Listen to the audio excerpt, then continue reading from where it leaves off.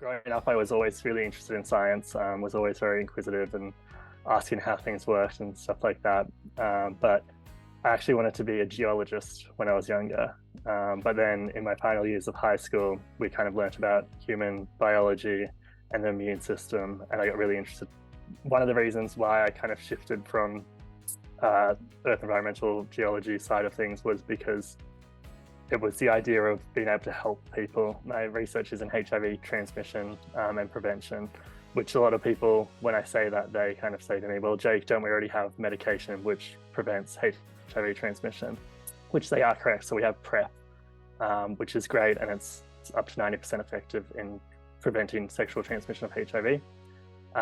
But what they don't realize is there's still like 1.7 million people newly infected every year globally. The major issue is this current medication is something that you have to take every single day for it to be effective. And so the issues with that is that it's going to be a high cost, but also you generally have a much lower adherence. So people aren't going to continuously take this every day. Slowly, they'll stop taking it. And this is particularly an issue in developing countries in sub-Saharan Africa, which is really where the epicenter of HIV epidemic is.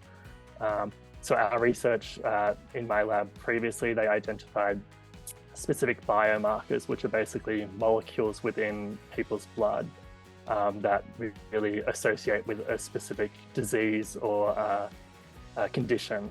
And so these biomarkers that they identified, there was 2 of them, they were highly associated with HIV infection risk. So people that had higher levels of these 2 markers were much more likely to become HIV positive compared to patients which had lower levels of these biomarkers.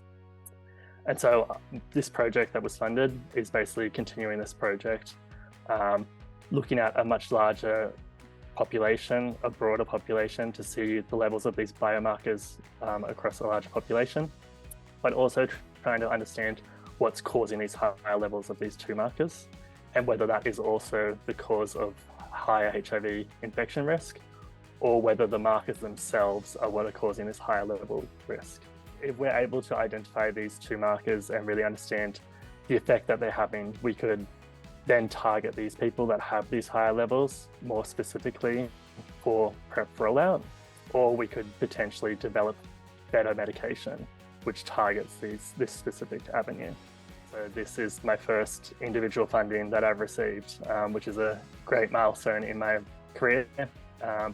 And so it's not only a great experience to be able to continue and start up this new project kind of by myself, obviously with guidance from my supervisor, but as my kind of own little project on itself.